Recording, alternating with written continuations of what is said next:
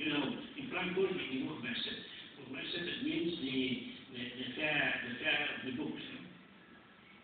Books. Literature and so on. The most important event about books, about edition in Europe. And usually they invite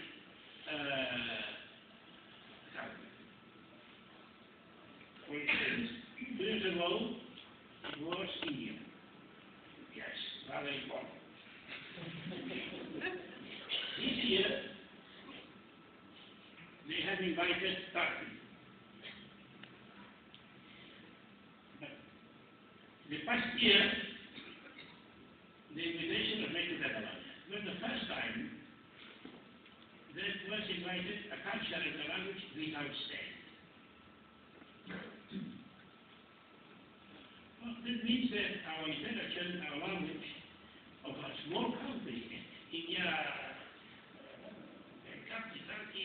80